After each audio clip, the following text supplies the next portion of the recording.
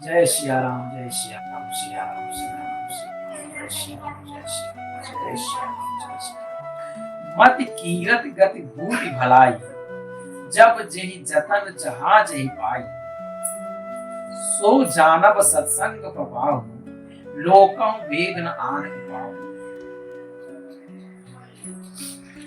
वो कह रहे हैं कि इस संसार में, स्वामी जी कह रहे हैं कि इस संसार में जहां कहीं भी किसी भी व्यक्ति ने उन्नति प्राप्त की है, कीर्ति प्राप्त की है, बुद्धि प्राप्त की है, वह व्यक्ति कहीं न कहीं ऐसे संत महात्माओं से ही प्रेरणा प्राप्त की है। अगर आप बिजनेस में सफल होना चाहते हैं,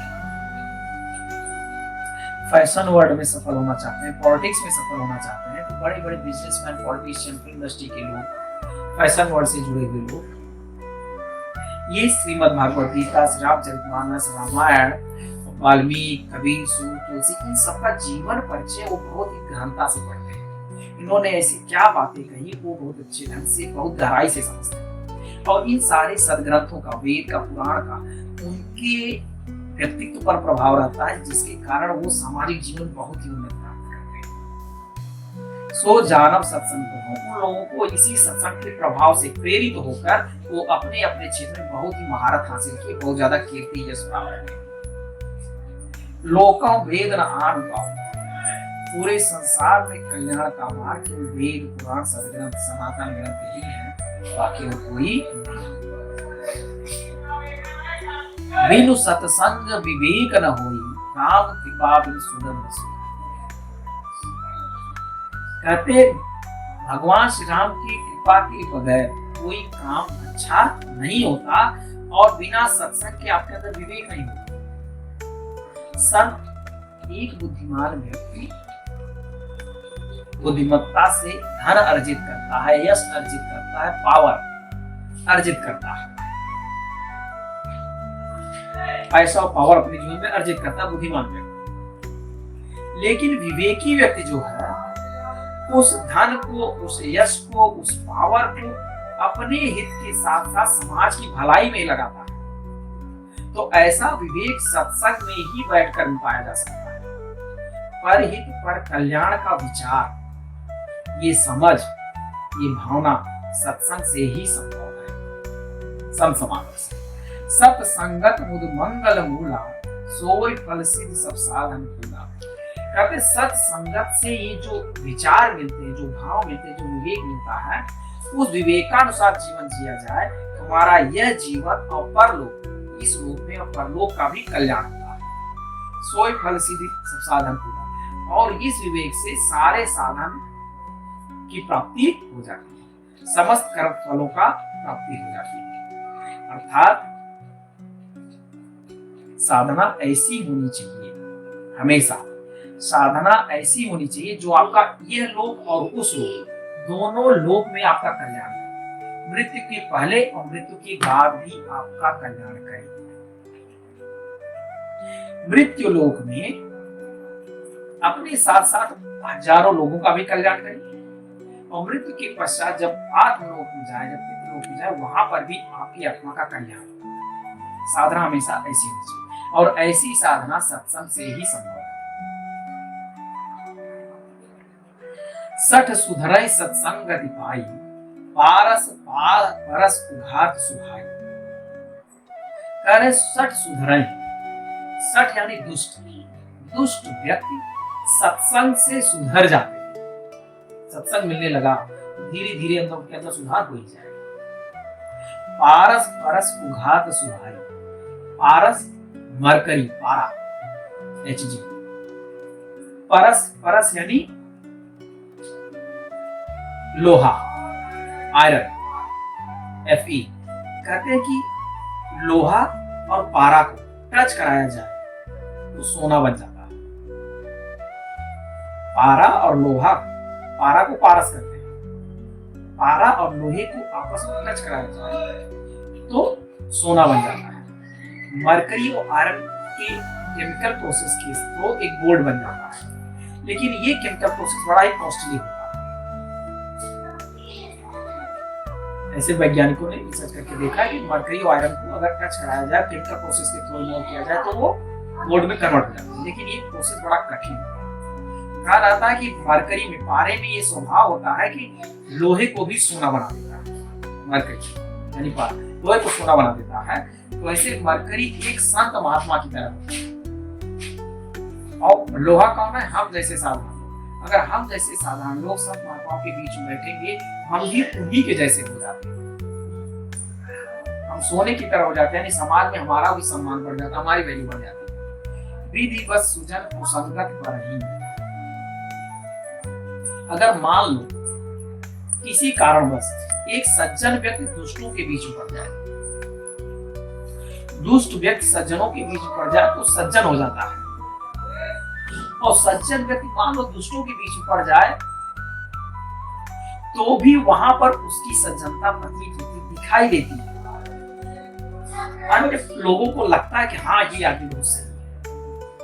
8-10 दुष्टों के बीच में सज्जन जाए तो धीरे धीरे दुष्टों को भी लगने लगता है यार ये तो बड़ा सही आदमी, हम जैसा नहीं, ये तो बड़ा भोला आदमी, बड़ा झंटल आदमी। यानी सज्जन व्यक्ति का गुण स्वभाव वहां पर भी दिखना शुरू हो जाता है। लोग उसकी भी प्रशंसा करने लगते हैं। विधि हरिहर कवि कोविद वाणी, कहत साधु महिमा सकुचानी। सो मो सन कही जात न कैसे, सात धनिक मन गुण मन जैसे। कह रहे हैं साधु संतों की महिमा, साधु संत की महिमा। साधु मतलब कौन? ब्राह्मण। ब्राह्मण कौन? जिसे ब्रह्म कहा गया, जो अपने आत्मा के कल्याण के साथ साथ समाज की भी आत्म कल्याण का कार्य करता है, लोगों को जोड़ता है ताकि आत्म उन्नति के पथ पर चल सके। ऐसे संत महात्माओं का महिमा विधि हरिहर, विधि यानी ब्रह्मा, हरि यानी विष्णु, हर यानी भगवान शिव। ऐसे संत महात्माओं की महिमा तो ब्रह्मा विष्णु महेश भी करते हुए संकोच करते हैं, वो भी अपने स्वयं को सक्षम नहीं पाते ऐसे महात्माओं का महिमा गाते समय। तो गोस्वामी जी कह रहे हैं जब ऐसे ऐसे महान व्यक्ति संत महात्माओं की महिमा गाते हुए संकोच करते तो मैं कौन सा व्यक्ति हूँ? मैं तो बहुत साधारण व्यक्ति हूँ, मैं इन लोगों की महिमा कैसे करूँ? मेरी औकात तो वैसे व्यक्ति की है जो 7 हाथों तरकारी बेचने वाला, जैसे हीरा मोती मणि माणिक की चर्चा करने लगे, मानता बताने लगे, तो ठीक वैसा ही है। बेच रहा हूं मैं 7 पात तरकारी हूँ और बातें कर रहा हूँ हीरा सोना, हीरा मोती चांदी, मणि माणिक की चर्चा कर रहा हूँ। यानी मैं अपने औकात से बाहर बात करने लगूंगा। अगर मैं इनकी महिमा गाता हूँ तो अपने औकात से बाहर, न मेरी बुद्धि में न मेरी वाणी में इतनी क्षमता नहीं है संत महात्माओं की कृपा का वर्णन मैं कर सकूं।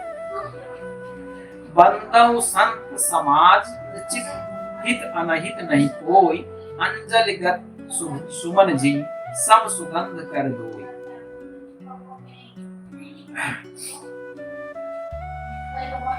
कह रहे हैं कि मैं संत महात्माओं को प्रणाम करता हूँ जिनके हृदय में अपना और पराया जैसा कोई भाव नहीं है।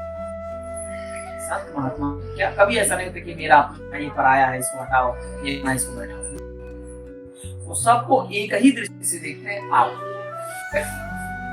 यानी संत महात्मा, जो लोग संत महात्माओं को गाली देते हैं वो भी अपने पास बुलाकर बैठाकर ज्ञान की बातें बताते हैं, और जो संत महात्माओं की तारीफ करते हैं, प्रशंसा करते हैं, उनको भी ये ज्ञान और आत्म कल्याण की बातें बताते हैं। यानी सबको, किसी में दो दृष्टि नहीं करते, सबको एक समान दृष्टि देते हैं कि आओ हम ज्ञान की बातें करते हैं। उनका व्यवहार वैसे ही होता है, एक पुष्प के समान होता है। पुष्प क्या? पुष्प को तोड़ने वाला, जो पुष्प को तोड़ता है, पुष्प को तोड़ता है अपने हाथों में, जब उसका पुष्प के दाग लगते हैं तो पुष्प तोड़ने वाले का भी हाथ सुगंधित हो जाता है, और तोड़कर ले जाकर जिसके हाथ में रख देते हैं, जो भगवान को पुष्प चढ़ाता है, इनके हाथों में दाग लगते हैं पुष्पों के, इनका भी हाथ सुगंधित हो जाता है। यानी पुष्प उस समाज, संत समाज की तरह होता है, तोड़ने वाले का भी हाथ सुगंधित करता है और उस हाथ को पकड़कर भगवान को चढ़ाने वाले का भी हाथ सुगंधित करता है। यानी उसको ये नहीं देखता किसने मुझे तोड़ा और किसने हार बनाया और किसने भगवान के चरणों में ले जाकर मुझे रखा। सबको एक समान दृष्टि से इनके हाथों को सुगंधित करता है। उसी प्रकार से संत महात्मा दुष्ट को, सज्जन को, सबको बुलाकर उसके आत्म कल्याण की बात करते हैं, आत्म कल्याण का मार्ग दिखाते हैं, किसी में भेदभाव नहीं करते। संत सरल चित्त जगत हित, जान सुभाव समीप, बाल विनय सुनि कर कृपा, राम चरत रघुपति।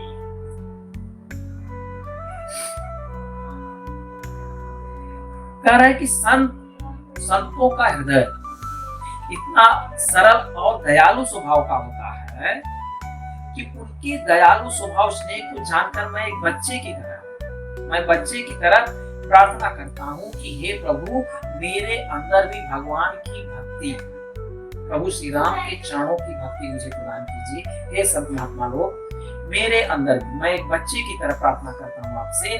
क्यों? क्योंकि आप बहुत सरल स्वभाव के दयालु प्रकृति के, तो मेरे हृदय में भी प्रभु श्री राम के चरणों के प्रति भक्ति प्रदान कीजिए। बहुरी बंद खलगन सती भाई, जे बिन काज दाहिने उबाए, पर हित हानि लाभ जिनके रे, उजरे हरस विषाद बसेरे।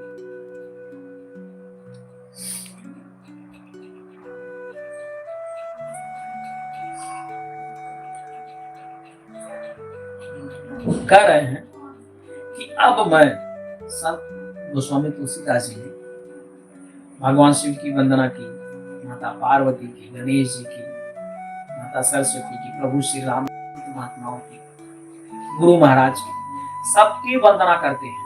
उनके साथ साथ खास तौर पर जो इस संसार में एक दुष्ट प्रवृत्ति के लोग हैं, उनकी भी वंदना करते हुए कह रहे हैं कि अब मैं सच्चे भाव से दुष्टों को भी प्रणाम करता हूं, जो बिना किसी प्रयोजन के अपना हित करने वाले और अपना अहित करने वाले दोनों के अंदर वो दोष देखते हैं, उसका ही बुराई करते हैं। ऐसे लोग जो किसी के बस में से भी दुखी होते हैं और किसी के उजड़ने से भी दुखी हो जाते हैं, दुष्ट स्वभाव के लोग जो होते हैं, अगर किसी का भला हो रहा है तो भी दुखी होंगे, किसी का बुरा हो रहा है तो भी दुखी होंगे, किसी का भला हो रहा है तो दुखी होंगे और किसी का बुरा हो प्रसन्न होंगे। वो इतने दुष्स्वभाव को, हालांकि इस प्रकार से उनका कोई लाभ नहीं होता, लेकिन उनका स्वभाव ऐसा होता है कि उससे वो बड़े सुखी उत्पन्न करते हैं। हर जस राकेश राव से, पर अकाज भट हस बाव से, जे पर दोष राखी सहसाखी, पर हित हित जिनके मन माखी।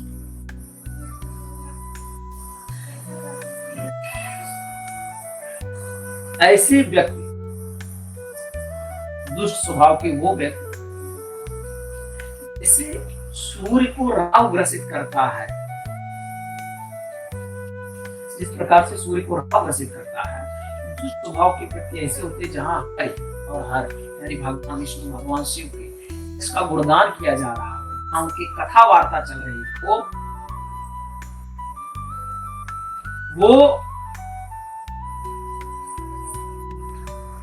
उनकी बुराई उसमें बात उत्पन्न करने के लिए एक सहस्ता वाव की तरह हो जाती है, उसमें बात ऐसे दुष्ट लोग वाव की तरफ पहुंच जाएंगे, वहां पे बात उत्पन्न करेंगे, ऐसा कुछ करेंगे ताकि भक्तों की कथा वार्ता ना हो। जो दूसरों के दोषों को, दूसरों के अंदर बुराई को लखाई सहसाखी सा मतलब सैकड़ों हजारों आंखों से देखते हैं, अर्थात दूसरों के अंदर सैकड़ों हजारों आंखों से देखने का अर्थ यह हुआ, जो लोगों की बुराई तो बहुत देखते हैं, बहुत ज्यादा लोगों की दोषों पर ही उनका ध्यान रहता है, पर हित घृत जिनके मन माने, दूसरों का हित, दूसरों का हित उनको थोड़ा भी नहीं सुनता। कहीं कहीं दूसरों का हित से अहित करने के लिए ही हो रहा हो, उसका अहित करने के लिए अपना भी नुकसान करके उसका अहित करते हैं। समाज में ऐसे दुष्ट लोग हैं, सामने वाले का हित हो रहा हो तो अपना भी अहित करके भी उसका अहित करते हैं। मेरा नुकसान हो या हो, इसका नुकसान तो करूंगा, अपना नुकसान करके उसका नुकसान करते हैं। ठीक इसी प्रकार जिस प्रकार से घी में कोई मक्खी करती है, उस घी को तो दूसरी करती है, अपने जान को भी गंवा देती है। मक्खी को इससे कोई लाभ नहीं हुआ, उसमें डूबती है, अपना भी प्राण त्याग दे देती है और घी को भी खराब कर देती है। तो समाज में ऐसे दुष्ट लोग हैं जो दूसरे की भलाई नहीं देख सकते, उसकी कमियां देख सकते हैं और उसका बुराई करने के लिए अपना नुकसान करके उसका बुराई करते हैं। तेज किसान रोष महिषेषा, अग अवगुण धन धनी धनेशा, उदय केत समहित सबही के, कुंभकर्ण संभोवतहि की। अब देखिए, कह रहा है कि ऐसे व्यक्ति जिनका क्रोध, जिनका तेज अग्नि के समान, यानी जिनका प्रभाव अग्नि के समान हो और जिनका क्रोध यमराज के समान हो, और दूसरों का दोष देखने में, दूसरों का पाप अवगुण धन देखने में कुबेर के समान धनी है। यानी दूसरों का दोष देखने में, दूसरों का अवगुण देखने में उनके अंदर दोष देखने का गुण इतना ज्यादा है जैसे कुबेर के समान धनी है। और समाज की भलाई देखकर, अगर समाज में कोई बढ़ रहा है, समाज में कोई बढ़ रहा हो, उसको देखकर इतना जलते हैं, इतने निराश होते हैं, उसका विनाश करने का इतना ज्यादा प्रयास करते हैं, ऐसे कि अपना भी नुकसान कर लेते हैं। समाज के ऐसे लोग हमेशा सोते हुए ही अच्छे लगते हैं। भाई कुंभकर्ण के समान सोते रहे। कौन से लोग? ऐसे व्यक्ति कुंभकर्ण के समान सोते रहे जो तेज में, क्रोध में यमराज के समान हो, जिनका प्रभाव लोगों को परेशान करने वाला हो, जो दूसरों की बुराई देखने में क्या गुण इतना ज्यादा हो जैसे कुबेर के समान धनी हो इस दुष्टता के मामले में, और जो सभी के हित का विनाश करने वाले, किसी का हित करने ही न देते हो, ऐसे व्यक्ति हमेशा सोता हुआ ही अच्छा लगता है, क्योंकि सोया रहेगा तो कुछ समस्या उत्पन्न नहीं करेगा। पर अकाज लगतन परिहरहि, जिमि हिमि उपल कृषि दल गरहि, बंदम खल जस सेक सरो सहस बदन बरनई पर दोष। कह रहे हैं कि ओले की खासियत होती है। ठंडी के सीजन में कभी कभी बारिश में ओला पड़ता है। ओला यानी बर्फ का छोटा छोटा टुकड़ा। बर्फ का छोटा छोटा टुकड़ा अगर खेतों में पड़ता है तो खेती को तो नष्ट कर ही देता है और साथ ही खुद जमीन पर गिर करके गल जाता है, यानी जल में विलीन हो जाता है। बर्फ से जल में विलीन हो जाता है, अपना भी विनाश कर लेता है और खेत का भी नष्ट कर देता है। तो वह ऐसे दुष्टों को, तुलसीदास जी कहते हैं, मैं ऐसे दुष्टों को जो शेष जी के शेष नाग के समान हजार मुख वालों से, हजार मुख के समान दूसरों की बुराई करते हैं, हजारों दोषों का वर्णन करते हैं, ऐसे व्यक्ति जो दूसरों का बुराई का वर्णन हजारों मुख से करते हैं। हजार मुख का मतलब जहां बैठे के लोगों की बुराई ही करते रहते हैं, ऐसे दूसरे व्यक्ति को मैं प्रणाम करता। पुनि प्रणव पृथुराज समान, पर अग सुनई सहस दस्ताना। कर मैं फिर से, एक बहुत दिन पहले एक राजा हुए थे पृथु। पृथु राजा ऐसे थे कि भगवान का सत्संग सुनते थे, बड़े आनंदित होते थे। उन्होंने भगवान से तपस्या की, हे भगवान, जब मैं 2 कान से आपका कथा सुनता हूं तो इतना आनंद होता है। हे भगवान, मुझे आप 1000 कान दे दीजिए ताकि मैं हजारों कान से आपकी कथा वार्ता संतों के बीच बैठकर सुनूं, ताकि मुझे और अपरंपार आनंद। तो महाराज पृथु ने 1000 कान मांग लिए थे भगवान का सत्संग सुनने के, भगवान की कथा सुनने के लिए। समाज में ऐसे दुष्ट लोग हैं, उन्होंने अपने अंदर इतने दुर्गुण उत्पन्न कर लिए हैं कि जैसे कि वो दूसरों की बुराई दसों हजार कान से सुनते हैं, दूसरों की बुराई हजारों मुख से, वो जब बुराई करना शुरू करते हैं ऐसे लगता है इनके पास हजार मुख हो गया कर रहे हैं, और लोगों की बुराई ऐसे सुनते हैं जैसे लगता है हजार कान हो गए इनको बुराई सुनने में। बहुत शक्र सम बिनवों की संतत सुरा नीक हित जी। मैं ऐसे लोगों को इंद्र मानकर, ऐसे लोगों को इंद्र समान मानकर विनय करता हूँ जिनके लिए, इंद्र के लिए सुरा यानी मदिरा ही सर्वश्रेष्ठ होता है, सबसे हितकारी मालूम पड़ती है।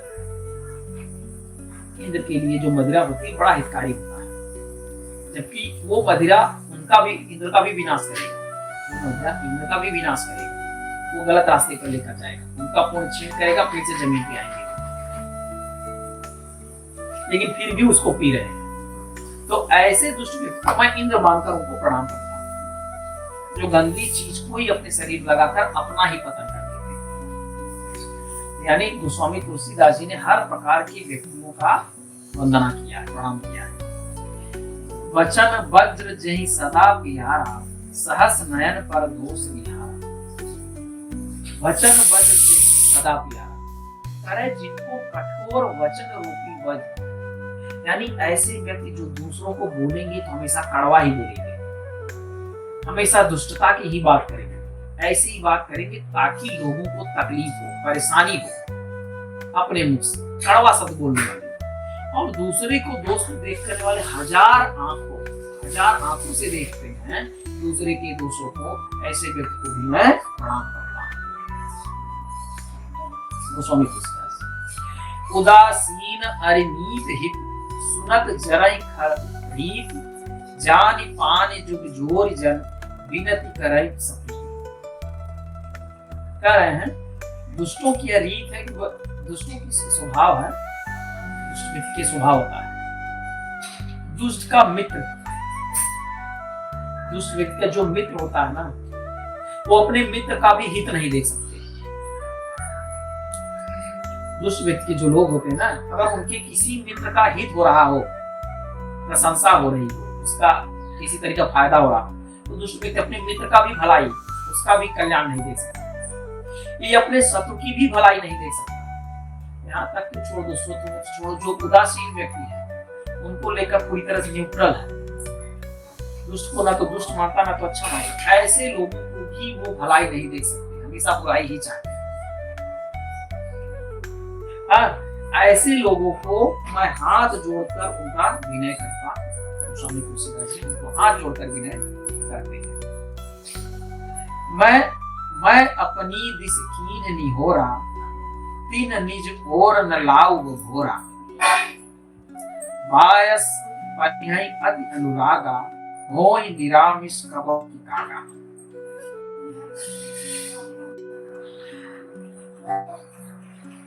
तुलसीदास जी कह रहे हैं कि मैंने तो दुष्ट व्यक्तियों का अपनी तरफ से बहुत विनय प्रणाम वंदना कर चुका हूँ, लेकिन मुझे पता है वो चूके नहीं मेरा अहित करने में। देखो कितनी अच्छी बात कर रहे हैं, कह रहे हैं कि मैं तो अपनी तरफ से उनको प्रणाम का तरीके से प्रणाम कर चुका हूँ, लेकिन मैं फिर भी जानता हूँ कि दुष्ट व्यक्ति मुझे हानि पहुंचाने में कोई भी किसी तरीके से चूकेंगे नहीं।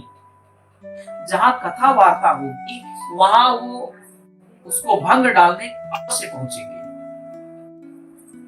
उनका स्वभाव एक कौवे के समान है, किसी भी कौवे को कितना भी प्रेम से पाला जाए, कितना भी अच्छे ढंग से पाला जाए, लेकिन जब भी उसको मौका मिलेगा तभी वो मांस खाएगा ही खाएगा। यानी उसका इतना जो स्वभाव है, वो मांस खाएगा, मांस को त्याग नहीं सकता। इस प्रकार की बंदौ संत असज्जन चरना, दुख प्रत उभय बीच कछु भरना, विचुरत एक प्राण हरि लेहि, मिलत एक दुख दारुण देहि। तुलसीदास जी कहते हैं कि अब मैं संत और असज्जन, सज्जन और असज्जन दोनों का ही प्रणाम करता हूँ। जो संत स्वभाव के हैं उनको भी प्रणाम करता हूँ, जो दुष्ट स्वभाव के हैं उनको भी प्रणाम करता हूँ। कहें कि ये दोनों ही जब आपसे मिलते हैं, कह रहे हैं कि जब दोनों एक दूसरे मिलते हैं, दोनों सज्जन व्यक्ति भी मिले तब पर भी आप दुखी होंगे, दुष्ट व्यक्ति भी मिले आपको तो भी आप दुखी होंगे। जरा समझिएगा, दुख दोनों में हुआ।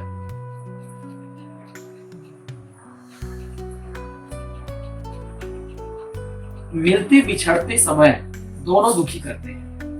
कैसे? संत व्यक्ति अगर आपसे मिला, संत व्यक्ति आपसे मिला तो आपके अंदर इतना आनंद होगा कि अब भगवान की कथा वार्ता होगी, इस प्रसन्नता से आपके आंख से आंसू आने लगेंगे, आप आनंद विभोर होंगे। और जब वो सज्जन व्यक्ति आपको छोड़ के जाने लगेगा तब बहुत ही दुख होगा।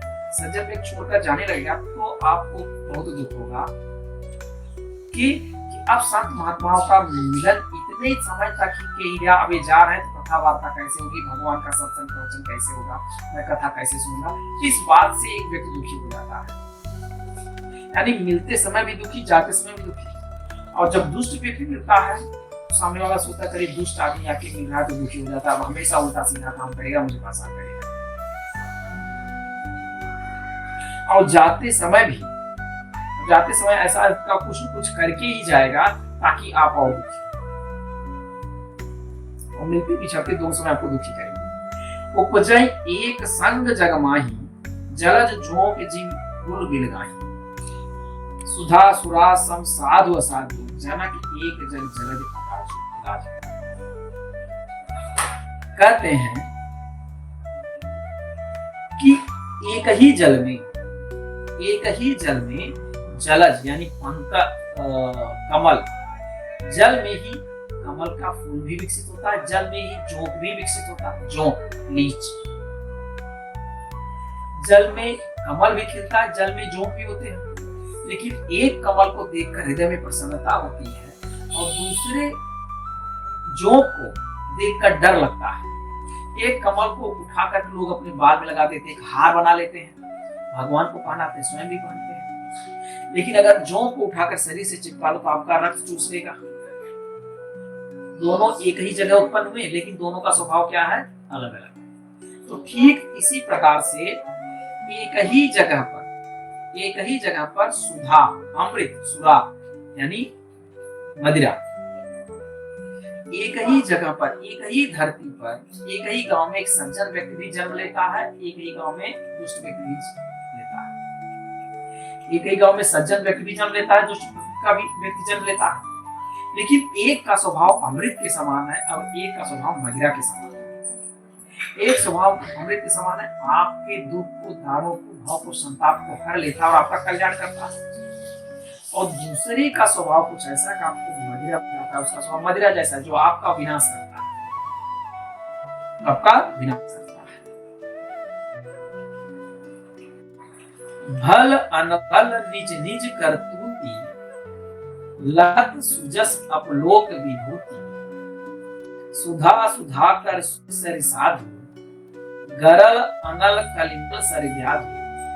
अवगुण जानत सब कोई, जे जही भाव नीक तही सोई।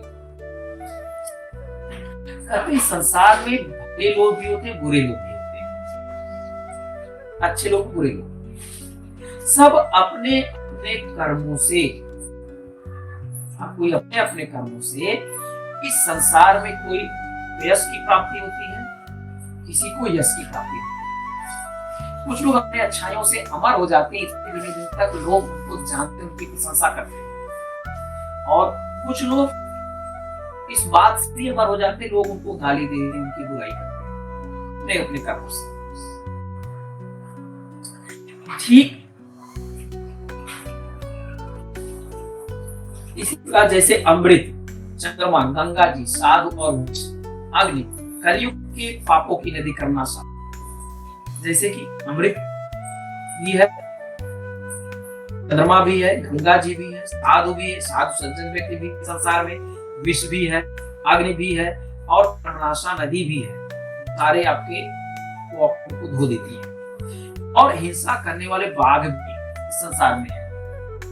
तो अनेक अनेक प्रकार के जीव इस संसार में है, लेकिन लोग जिनका स्वभाव जिस भी जीव से मैच करता है, मिलता है, जिनके विचार आपस में मिलते जुलते हैं, सब लोग एक दूसरे के साथ जुड़ जाते हैं, मित्रता कर लेते हैं।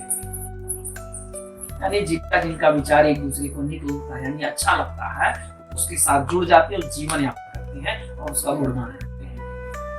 उसकी अगर हित करने वाला है तो उससे उनकी भलाई, अगर अहित करने वाला है तो उससे उनकी बुराई करते हैं। जय श्री राम, जय श्री राम, श्री राम, श्री राम, श्री राम, जय श्री राम, जय श्री राम, जय श्री राम, जय श्री राम।